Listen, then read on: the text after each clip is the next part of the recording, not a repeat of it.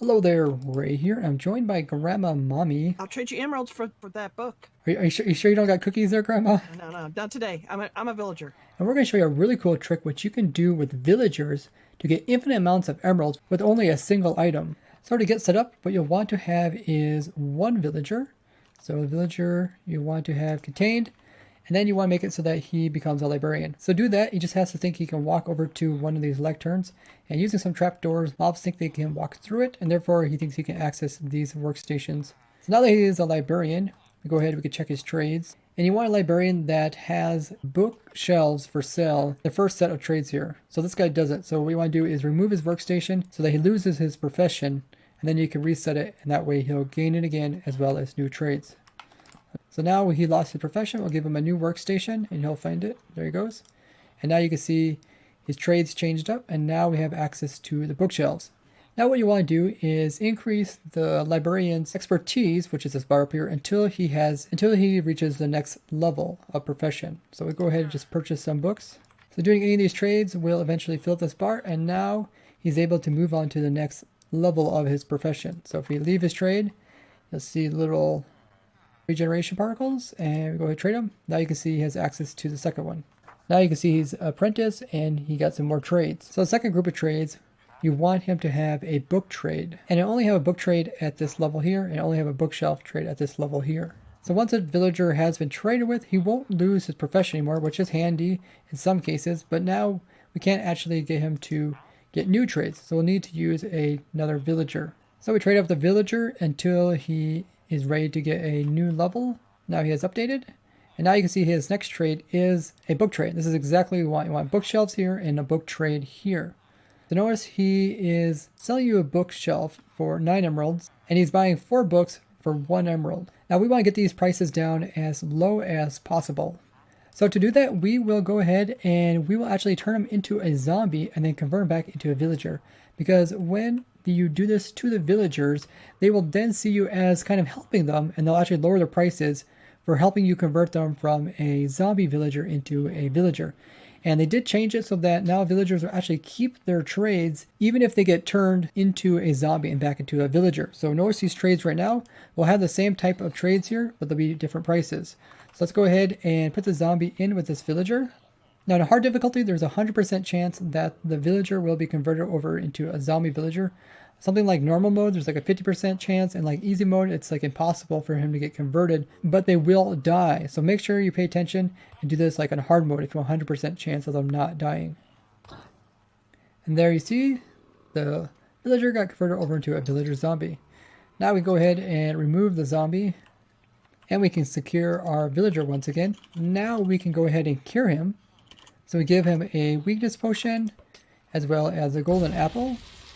And now he will be in the conversion stage. It'll take him a little while, and then he'll eventually convert into a villager. And one strange thing we notice about this stage where the zombie is being converted into a villager is it's impossible for the zombie to despawn, even though he is still a zombie. This can take a few minutes, so we'll be right back. So zombie villager has got converted over into this villager, and if you look at him, you see he sells the exact same things in the exact same order. His trades don't change, but the prices can change. And now that he's been helped by the player, he decides to lower his prices for the player that helped him. So for me, the prices are lower. For Grandma Mommy, if she would look at this, she would see that the prices were the same as before. So notice I reduced it quite a bit, went from 9 all the way to 3 and from 4 all the way down to 1. Now we can go ahead and repeat this process, and we can even lower these down more. So that's what we'll do. We'll go ahead and convert this guy back into a villager zombie. We'll get his prices even lower down. So now we can go ahead and convert him back over again. Weakness potion and a golden apple, and now we just have to wait for him to turn back into a villager. Also notice that the little badge that they have at their waistline indicates what level of profession they are, and they keep that same level even when they're a zombie villager. So that way you can easily tell that this one has been traded by players in the past, as he is more than just level 1, which is the stonecutter. Now there's a couple different ways you can lower the villager's trades. Like we showed, one way is to cure a zombie villager so he likes you. Another way is to do more trades with him. If you do more trades, then he will lower his prices down a little bit, but they can move around depending on which trades you have traded recently, which ones you haven't. If you haven't did a trade for quite a while, then he'll decide to lower the prices. If If you're doing the same trade over and over again, he'll decide to raise the prices. And another way you can also get down is by collecting Hero of the Village, which is obtained after completing a raid. You can get up to level 5 in survival, and this will reduce the prices down as well. So you can see it went from 9 down to 5. Here it went from 4 books down to just 2 books. But as soon as you lose the effect, you will also lose that extra bonus you get from the villager. So notice the prices went back up again. We got 9 again as well as 4. So in the meantime, over here, our villager went ahead and cured himself. This is for the second time. And let's look at his prices. Wow, those are cheap. So he reduced them again. And you can see now it's all the way down to 1 emerald for 1 bookshelf. And as well as he will purchase just 1 book and give you 1 emerald. Now this is exactly what you guys want. Now we are ready to go ahead and do our trade with him. So you just need 1 item to get infinite amounts of emeralds from the villager. You either need 1 book or 1 emerald. So we stick 1 emerald in there and we will get 1 bookshelf. Now we'll break down the 1 bookshelf and this will turn into 3 books. So we take those 3 books, come back to the villager and put them in there. And now we just got 3 emeralds. So we just turned our 1 emerald into 3 emeralds. We can go ahead and do this again. We can put 1 bookshelf in there, take the 1 bookshelf out, put it down and break it.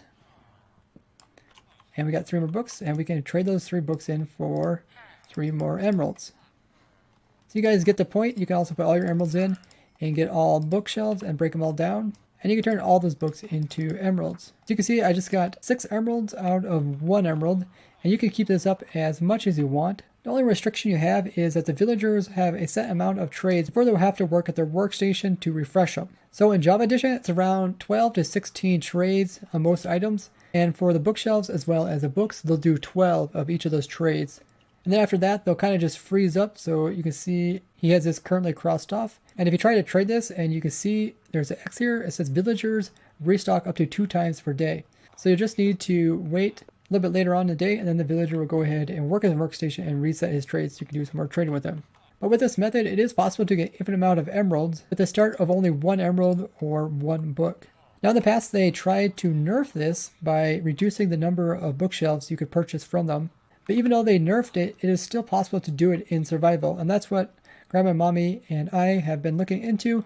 And with some quirky reduction of their prices, it is still possible to do even in the newest 1.15.2 version of Minecraft. So like we said, it is possible to lower the prices other means, like trading with them or using the Hero of the Village effect, but it's not as nice as going ahead and doing, because both these other methods are kind of short term, as well as you don't get the prices as low as if you do that, which is long term. This is per player, so you have to make sure that you have your own little villager to work off of. Otherwise, if other people would trade this villager, the prices would look the same as something like this.